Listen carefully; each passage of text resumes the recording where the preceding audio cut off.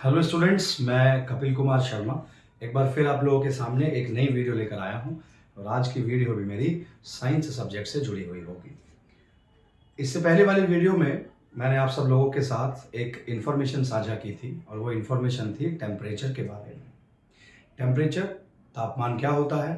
तो वीडियो कुछ बड़ी हो गई थी, उस वीडियो को मैंने जल्दी से थोड़ा सा ख़त्म करने की कोशिश की थी, लेकिन वो जल्दी से ख़त्म नहीं हो पाई। कुछ टॉपिक रह गए थे और मैंने आपसे वादा किया था कि हम लोग अपनी दूसरी वीडियो में उस टॉपिक को कंप्लीट ख़त्म करने की कोशिश करेंगे। तो आज मुझे लगता है कि 3 या 4 पॉइंट ऐसे हैं जो बहुत ही ज़्यादा इम्पॉर्टेंट हैं और ये न्यूमेरिकल बेस्ड हैं, जो ख़त्म करने आप लोगों के लिए बहुत ही ज़्यादा ज़रूरी है। तो चलिए बेटा, अपनी वीडियो को हम लोग जल्दी से जल्दी कंटिन्यू करते हैं, लेकिन उससे पहले एक छोटा सा ओवरव्यू हो जाए इससे पहले वाली वीडियो का। जैसे बेटा मैंने आपको बताया था, हम लोग बात कर रहे थे टेम्परेचर की, है ना। टेम्परेचर की बात कर रहे थे, इससे पहले हम तापमान, मैंने बताया था कि किसी भी सब्सटेंस की प्रॉपर्टी होती है जिससे हम लोग ये पता कर सकते हैं कि वो सब्सटेंस ठंडा है या वो सब्सटेंस गर्म है। ठीक है, मतलब किसी वस्तु के ठंडा या गर्म होने के बारे में जो हमें अनुभव होता है, हम उसे क्या कहते हैं? टेम्परेचर कहते हैं।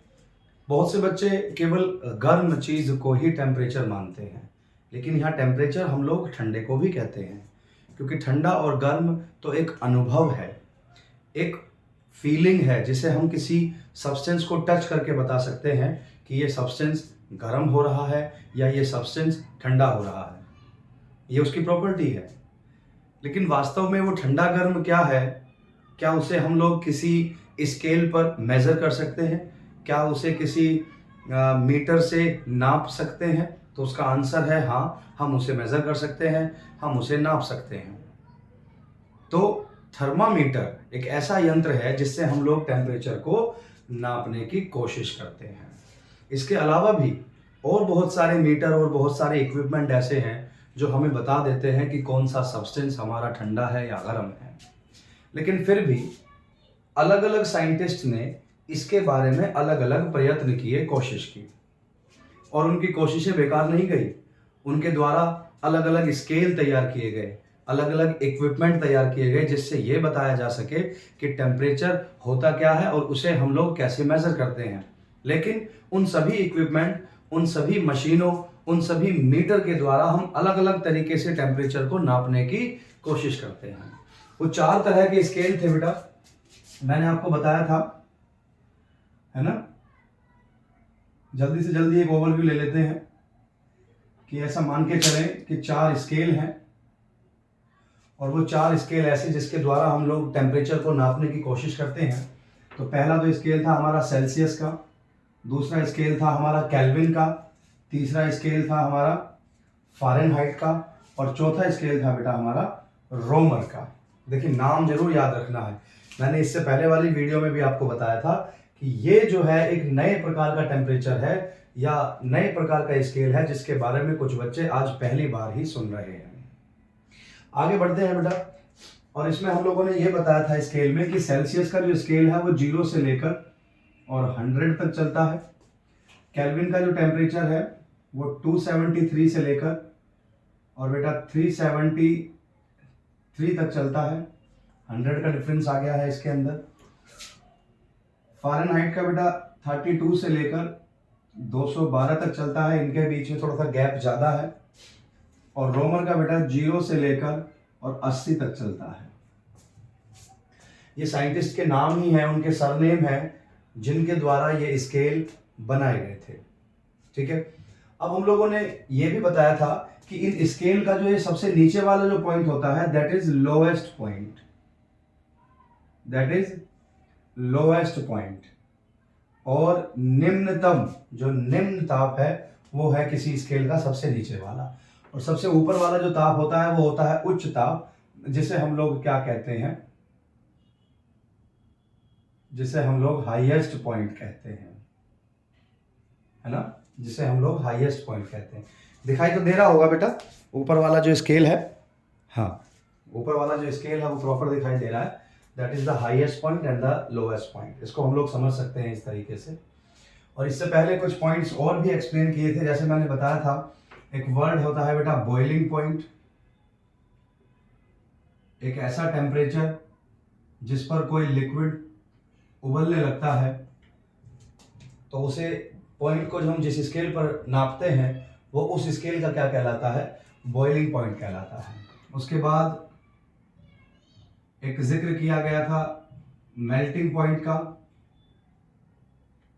मेल्टिंग मतलब होता है गलना, तो कोई सॉलिड कितने टेम्परेचर पर गल रहा है, मेल्ट हो रहा है, उसे हम लोग कहते हैं मेल्टिंग पॉइंट। और थर्ड वन था बेटा एक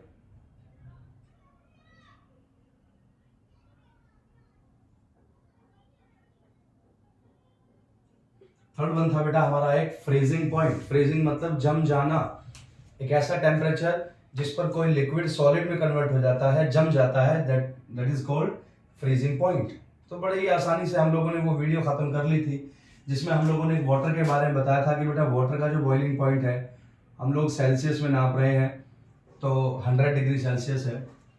मेल्टिंग अलग होता है। फ्रीजिंग पॉइंट वाटर के बारे में बताया था कि 0 डिग्री सेल्सियस होता है। ह्यूमन बॉडी के टेम्परेचर के बारे में बात हुई थी। ह्यूमन बॉडी का जो टेम्परेचर है बेटा उसके बारे में हम लोग बात कर रहे थे कि अगर हम इसे सेल्सियस में नापने की कोशिश करते हैं तो सेल्सियस में होता है ये 37 डिग्री सेल्सियस। फ़ारेनहाइट में जब हम लोग इसे नापते हैं तो इसका होता है 98.6 डिग्री फ़ारेनहाइट, है ना। और अगर केल्विन में मेजर करते हैं तो केल्विन में हो जाता है ये 310 डिग्री केल्विन। और अगर रोमन में नापते हैं बेटा तो इसका जो टेम्परेचर बैठता है वो 29.6 डिग्री रोमर बैठता है। तो ये ह्यूमन बॉडी का टेम्परेचर है जो अलग अलग स्केल पर अलग अलग वैल्यू आप लोगों के सामने प्रेजेंट करता है। खासकर जब हम लोग डॉक्टर के पास जाते हैं तो वो टेम्परेचर फ़ारेनहाइट में नापा जाता है। नॉर्मली कुछ किताब के अंदर सेल्सियस में भी टेम्परेचर लिखा रहता है, तो सेल्सियस की वैल्यू ये होती है। अब हम लोग इसको कहते हैं कि भैया जी ये कैसे कन्वर्जन हो रहा है कि इस वाले का वैल्यू अलग है, इस वाले का वैल्यू अलग है, इसका अलग है। तो हम लोग यहाँ मानते हैं कि इनके लिए कुछ फिक्स या निश्चित फॉर्मूले बनाए गए हैं जिनका उपयोग करके हम लोग इन स्केल्स के टेम्परेचर को एक दूसरे में कन्वर्ट कर सकते हैं, मतलब परिवर्तित कर सकते हैं। तो आज का जो हमारा एक एग्जाम्पल होगा वो होगा बेटा कि हम टेम्परेचर है हमारे पास फ़ारेनहाइट वाला और हम उसे किस में कन्वर्ट कर रहे हैं, केल्विन में कन्वर्ट कर रहे हैं। थोड़ा ध्यान दीजिएगा, फ़ारेनहाइट वाला टेम्परेचर है हम उसे किस में कन्वर्ट कर रहे हैं, केल्विन वाले में। देखिए इस वाले वीडियो से पहले आप वो वाली वीडियो जरूर देखिएगा जो इसकी पार्ट 1 थी। ये पार्ट 2 बन रही है, तो ये वीडियो तभी समझ में आ पाएगी जब वो आप पहले वाली वीडियो देख लेंगे। मैंने उस वीडियो में भी पूरी तरीके से बताने की कोशिश की है कि टेम्परेचर क्या होता है, हम लोग एक दूसरे में कैसे उसको कन्वर्ट कर सकते हैं स्केल के टेम्परेचर को। लेकिन वो 2-3 पॉइंट रह गए थे तो उनको एक्सप्लेन करना बहुत ही ज़्यादा ज़रूरी था। फ़ारेनहाइट के टेम्परेचर को बेटा जब हम लोग एक दूसरे में कन्वर्ट करते हैं सो दैट इज, इसका एक फॉर्मूला है F-32/9 और बराबर है बेटा K-273/5, है ना। ये इसका फॉर्मूला है जिसमें मैंने आपको बताया कि हम फ़ारेनहाइट के टेम्परेचर को केल्विन में बदल सकते हैं।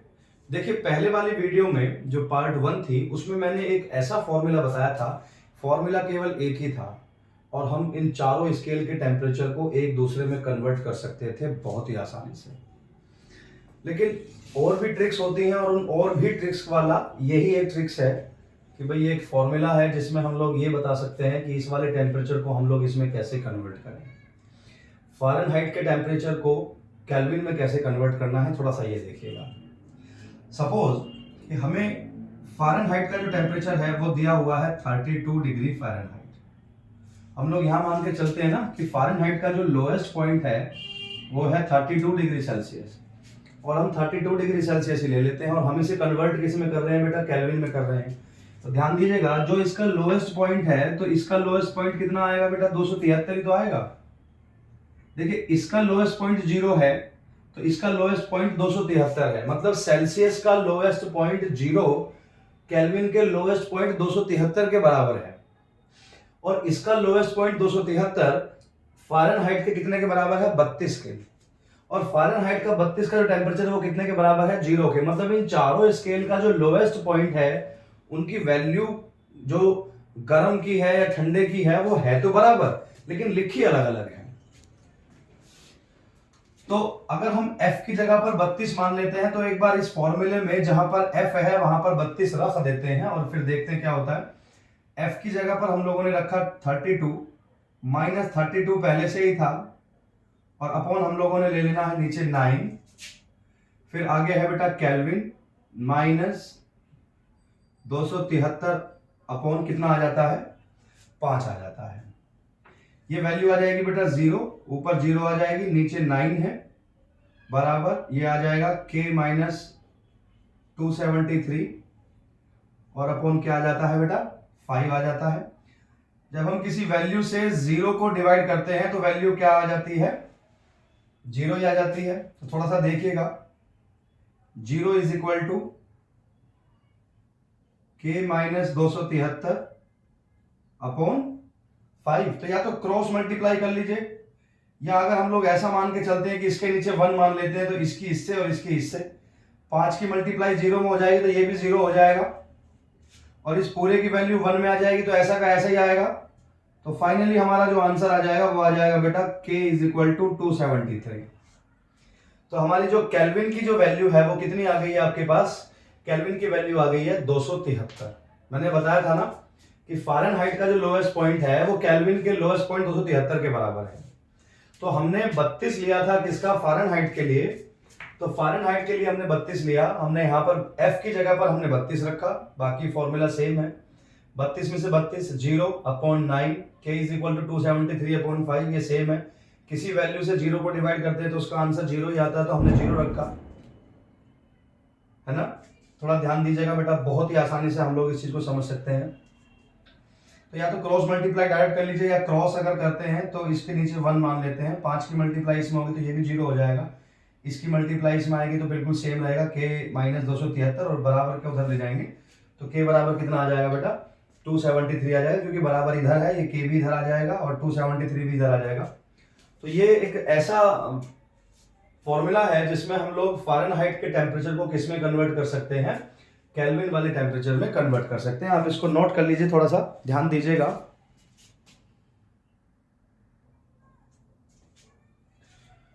इसको मिटा देते हैं बेटा। किसी भी क्वेश्चन को आप लोग वीडियो को पॉज करके या उसका स्क्रीनशॉट लेके बाद में भी देख सकते हैं। अब एक अगला कन्वर्जन देख लेते हैं कि अगर अभी तो हम लोगों ने क्या किया था, फ़ारेनहाइट के टेम्परेचर को हमने केल्विन में कन्वर्ट किया था। अब की बार हम ट्राई करते हैं कि सेल्सियस के टेम्परेचर को हम लोग किस में कन्वर्ट कर रहे हैं? केल्विन में। सेल्सियस के टेम्परेचर को किस में कन्वर्ट कर रहे हैं? केल्विन में चेंज कर रहे हैं। तो इसके लिए भी एक फॉर्मूला है, निश्चित फॉर्मूला है इसके लिए। इसके लिए फॉर्मूला क्या है बेटा? इसका फॉर्मूला है C/5 बराबर k minus 273 k minus 273 upon 5। ये एक फॉर्मूला है। इसका एक और भी छोटा फॉर्मूला है, लेकिन फिर भी हम लोग किताबी भाषा पर भी थोड़ा सा ध्यान देते हैं कि कहीं कहीं किताब में अगर ये वाला फॉर्मूला आ रहा है तो हम लोग इसको कैसे फाइंड आउट कर सकते हैं। देखिए, आप भी आज पढ़ रहे हैं, किसी को अगर समझाने की आवश्यकता पड़ती है तो आप उसे समझा सकते हैं आसानी से। तो देखिए, इस वाले फॉर्मूले में दोनों के जो हर हैं, नीचे वाली जो वैल्यू है वो बराबर है, कॉमन है, तो हम इसको काट लेते हैं। कॉमन है तो 1 मान लेते हैं और एक फाइनल सा फॉर्मूला हमारे पास आ जाता है बनकर C is equal to k minus 273। और मान लीजिए अगर C की वैल्यू कितनी है बेटा? 100 डिग्री सेल्सियस है। C की वैल्यू कितनी है? 100 डिग्री सेल्सियस है। पहले हमने लोवेस्ट पॉइंट लिया था, इस बार हम लोग कौन सा पॉइंट ले रहे हैं? हाईएस्ट पॉइंट ले रहे हैं। आंसर तो पहले से पता है, क्योंकि सेल्सियस का जो हाईएस्ट पॉइंट है वो 100 है, जो किसके बराबर होता है? केल्विन के हाईएस्ट पॉइंट 373 के बराबर होता है। तो देख लेते हैं बेटा कि अगर C की जगह पर 100 रखते हैं तो इस वाले फॉर्मूले में जहां पर C है वहां पर हम लोगों ने 100 रख लेना है और बाकी फॉर्मूला सेम टू सेम है। ये माइनस की वैल्यू है, इधर जाएगी, बराबर के तो प्लस की हो जाएगी। तो ये आंसर आ जाएगा बेटा k इज इक्वल टू 273 और प्लस पहले से ही क्या है? 100 है, तो इसका आंसर आ जाएगा इसका आंसर आ जाएगा बेटा 373। देखिए बहुत ही सिंपल आंसर है, ज़्यादा टिपिकल नहीं है। इससे भी छोटा आंसर और बताता हूं कि हम लोग इसको कैसे फाइंड आउट करते हैं। देखिए अगर कोई वैल्यू हमें डिग्री सेल्सियस में दी हुई है और हम उसे चाहते हैं कि हम उसे केल्विन में चेंज करें, अगर कोई वैल्यू सेल्सियस में दी हुई है और हम उसे कन्वर्ट करना चाहते हैं केल्विन में, तो आपने सिंपली क्या करना है, कुछ नहीं करना भाई साहब, 273 जोड़ देना है। 273 273 ऐड कर देना है जो वैल्यू केल्विन की दी हुई है। मतलब केल्विन की वैल्यू में सीधा सीधा आपको क्या कर देना है, 273 ऐड कर देना है, कुछ नहीं करना। जैसे सेल्सियस की वैल्यू दी हुई है बेटा 27 डिग्री सेल्सियस दिया हुआ है और इसे कन्वर्ट करना चाहते हैं हम लोग किसमें, केल्विन में। तो 27 डिग्री सेल्सियस में हम लोगों को साधारण रूप से क्या जोड़ देना है, 273 जोड़ देना है। 273 प्लस 27 कितना आंसर आ गया बेटा जी, 300 डिग्री केल्विन आ गया, है ना। सही है ना भैया जी, 7 3 10 और 7 9 10, ठीक है। सो 300 डिग्री केल्विन आ गया भाई साहब। मतलब अगर सेल्सियस की वैल्यू दी हुई है उसे केल्विन में कन्वर्ट करना है तो हम लोगों को सिंपली क्या करना है, 273 ऐड कर देना है। 273 ऐड कर देना है, आसानी से ये दोनों वैल्यू एक दूसरे में कन्वर्ट हो जाएंगे। तो इसको भी आप लोग नोट कर लीजिए। देखिए वीडियो को ज्यादा लंबा नहीं करना है।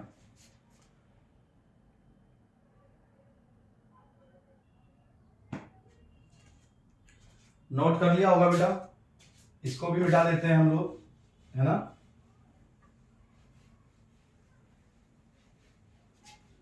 अब एक ऐसे क्वेश्चन के बारे में बात करते हैं जिसमें प्रॉपर ये बताया जाता है और पेपर में डायरेक्ट पूछा भी जाता है कि ऐसा कौन सा वैल्यू है, ऐसी कौन सी वैल्यू है जिसमें सेल्सियस और फ़ारेनहाइट की जो वैल्यू है वो सेम रहती है ना। ऐसा कौन सा टेम्परेचर है, ऐसी कौन सी टेम्परेचर की वैल्यू है जिसमें सेल्सियस और फ़ारेनहाइट की जो वैल्यू है वो सेम रहती है ना। तो थोड़ा सा देख लेते हैं, ध्यान दीजिएगा। सेल्सियस की जो वैल्यू है वो बराबर किसके रहे, फ़ारेनहाइट के वैल्यू के बराबर रहे। ऐसे कौन सी वैल्यू है, ऐसा कौन सा मान है, वो आंसर कौन सा है जिस पर सेल्सियस और फ़ारेनहाइट की जो वैल्यू है वो बराबर रहेगी। अब इसके लिए तो एक फिक्स फॉर्मूला आप लोगों को पहले से पता है, वो पता होना चाहिए भैया जी। तो आंसर है आपका इसका C/5 बराबर F-32 अपॉन में 9। ये फॉर्मूला है भैया जी एक, जिसमें हम लोग फाइंड आउट कर सकते हैं कि ऐसी कौन सी वैल्यू है जिसमें सेल्सियस और फ़ारेनहाइट की वैल्यू सेम रहती है। निकालिए भैया जी, यहाँ पर बहुत ही आसान है, ज़्यादा टिपिकल नहीं है। ये फॉर्मूला बस आपको याद रहना चाहिए, ठीक है। इसका एक फॉर्मूला ये भी है। ये फॉर्मूला कहाँ से बना है मैं आपको बता देता हूँ। इससे पहले भी मैंने एक फॉर्मूला बताया था और वो फॉर्मूला था बेटा Fahrenheit is equal to 9/5 into degree Celsius और प्लस के 32, है ना। ये फॉर्मूला मैंने अपनी पहले वाली वीडियो में बता रखा है आपको। तो इसी वाले फॉर्मूले से हमने ये बनाया है थोड़ा सा आसान बनाने के लिए कि हम लोग आसानी से फाइंड आउट कर सकें। तो देखिए ना, तो अब हमें सेल्सियस की वैल्यू पता है, हमने तो पूछ रहे हैं कि इन स्केल पर वो वैल्यू का नाम बताइए जिसमें सेल्सियस और फ़ारेनहाइट बराबर होते हैं। कौन सी वैल्यू पर होंगे भैया जी बराबर। देखिए ना तो हमें सेल्सियस की वैल्यू पता है, ना हमें फ़ारेनहाइट की वैल्यू पता है। तो इन दोनों की जगह पर हम लोग कोई ऐसी कांस्टेंट वैल्यू रख लेते हैं, जैसे x मान लेते हैं। थोड़ा ध्यान दीजिएगा। तो सेल्सियस की जगह पर भी हम लोग क्या मान लेते हैं भैया जी, x मान लेते हैं। और इसके अपॉन में पहले से क्या है, फ़ारेनहाइट है। फ़ारेनहाइट की जगह पर भी हम लोग x मान लेते हैं। और इधर क्या है भैया जी, 32 है। और अपॉन में क्या है, 9 है। यहाँ तक कोई दिक्कत है? कोई दिक्कत नहीं है। यहाँ तक कोई दिक्कत है? नहीं है भाई साहब नहीं है दिक्कत कोई भी, क्योंकि यहाँ सेल्सियस की वैल्यू नहीं पता थी इसलिए हमने अपनी तरफ से x मान लिया। यहाँ पर हमें फ़ारेनहाइट की वैल्यू नहीं पता थी, हमने अपनी तरफ से क्या मान लिया भैया जी, x मान लिया। ध्यान दीजिएगा, है ना। 9th क्लास वाले बच्चों की जो किताब है उसमें भी ये सवाल दिया हुआ है। इवन 11th क्लास वाले बच्चे जो हैं उनके पहले चैप्टर में ये सवाल दिया हुआ है, आसानी से समझ सकते हैं आप। चलिए, तो अब इसको कैसे कैलकुलेट करेंगे, इनकी क्रॉस मल्टीप्लाई कर लीजिए बेटा। यहाँ से इनकी क्रॉस मल्टीप्लाई कर लीजिए, थोड़ा ध्यान देंगे। सो 9 की मल्टीप्लाई x में हो जाएगी तो ये वैल्यू हो जाएगी आपकी 9x। क्या हो जाएगी भैया जी? 9x हो जाएगी बराबर इसकी मल्टीप्लाई एक बार इसमें होगी और इसकी मल्टीप्लाई एक बार इसमें होगी। तो जब 5 की मल्टीप्लाई x में होगी तो ये क्या हो जाएगा? ये हो जाएगा 5x और फिर आगे किसका निशान है? माइनस का निशान है। फिर 5 की मल्टीप्लाई 32 में हो जाएगी तो ये कितना हो जाएगा? 15, 150, 5 दूनी 10, तो ये हो जाएगा भैया जी 160। कितना आसान है भाई साहब, है ना? तो इन दोनों वैल्यू को इस बराबर वाले निशान के इधर लाइए और देखिए कि कोई चीज a इधर लिखी हुई है और बराबर के b इधर लिखी हुई है, और अगर ये वैल्यू प्लस की है तो इधर आने के बाद इसको उठा के बराबर के इधर लाने के बाद ये वैल्यू किस में चली जाती है भैया जी? माइनस में चली जाती है। ये वैल्यू किस में चली जाती है? माइनस में। ये प्लस वाली वैल्यू बराबर के इधर आएगी तो माइनस, और अगर ये वैल्यू माइनस में है तो इधर जाने के बाद किसकी हो जाएगी? ये प्लस की हो जाएगी। तो ये देखो 160 किस में है? ये फिलहाल तो अभी माइनस में ही है ना? तो जरा देखिएगा ध्यान से, ये x माइनस 32 है जी। तो ये पहले 5x को, केवल 5x को उठा लीजिए इधर, क्योंकि दोनों के दोनों में x की वैल्यू है।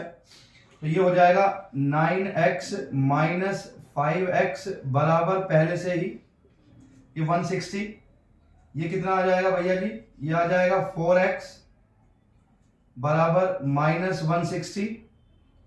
फिर आ जाएगा ये, यहां पे लिख लेते हैं हम लोग, 4x बराबर माइनस 160 और x is equal to minus 160 upon 4। इससे इसको माइनस कर देंगे 16, तो ये आ जाएगा 40, और वो भी आंसर किस में आएगा बेटा जी?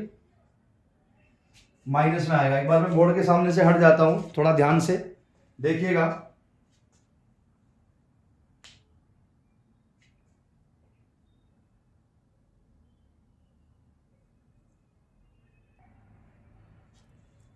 नोट तो खैर कर ही लिया होगा आप लोगों ने। तो ये -40 एक ऐसा आंसर है जो सेल्सियस और फ़ारेनहाइट दोनों स्केल पर बराबर वैल्यू देता है। मतलब -40 सेल्सियस और फ़ारेनहाइट के स्केल पर बराबर की वैल्यू है, सेम वैल्यू है, दोनों का आंसर बराबर ही आता है। तो देखिए, टेम्परेचर से जुड़े हुए जो कुछ महत्वपूर्ण जो टॉपिक थे वो हम लोगों ने आपके साथ साझा कर दिए हैं। उम्मीद है आप लोगों को ये वीडियो पसंद आई होगी। और अब मैं थोड़ी इन्फॉर्मेशन उन बच्चों के लिए भी दे दूं जो बच्चे 6th, 7th, 8th में हैं, जो प्राइमरी और जूनियर क्लासेस में ही पढ़ रहे हैं। दोनों क्लासेस के लिए हमारी टीम अब जो है थोड़ी बढ़ गई है, और अब टीम मेंबर्स जो हैं आप लोगों को साइंस, एसएसटी और मैथ जैसे सब्जेक्ट पढ़ाने की लगातार कोशिश कर रहे हैं। ठीक है, तो हमारी टीम मेंबर जो हमारे सहयोगी साथी हैं, या हम लोगों से अगर कोई गलती हो भी जाती है कहीं पर, तो आप लोग हमें एक बार कमेंट सेक्शन में बता दीजिए कि भैया या सर वहाँ पर ये गलती है, तो सुधारने की कोशिश करेंगे। वैसे ऐसा संभव तो नहीं है कि गलती हो सके, पर फिर भी मानव नेचर है, गलती तो संभव हो सकती है ना। तो वीडियो अगर अच्छी लगी है बेटा तो कोशिश कीजिएगा कि इस चैनल को सब्सक्राइब जरूर कर दें, जो पहली बार देख रहे हैं, और जो पहली बार नहीं भी देख रहे हैं, इन्होंने चैनल पहले से सब्सक्राइब किया हुआ है, वो वीडियो को शेयर जरूर कर दें, लाइक कर दें एक, और छोटा सा कमेंट जरूर करें। ठीक है, वीडियो के बारे में कैसी लगी है वीडियो। संभावना ये है कि इससे भी अच्छी अच्छी वीडियोस, इससे भी अच्छे अच्छे टॉपिक मैं आप सब लोगों के साथ आगे आने वाले टाइम में शेयर करूंगा। और अब मेरा जो मेन टारगेट है वो एक नया सब्जेक्ट है बेटा, जल्दी रिवील करूंगा उस बात को कि मैं अब नए सब्जेक्ट्स पर वीडियो बनाने की कोशिश करूंगा, जिसमें मैं 11th और 12th को टारगेट कर रहा हूं। और केमिस्ट्री जैसे सब्जेक्ट्स पर मुझे वो वीडियो तो बनानी है। इसके अलावा वो नया सब्जेक्ट कौन सा होगा जिसमें मैं आप सब लोगों के साथ कुछ जानकारी साझा करूंगा। तो अगली वीडियो का इंतजार करते हैं, तब तक के लिए धन्यवाद, नमस्कार।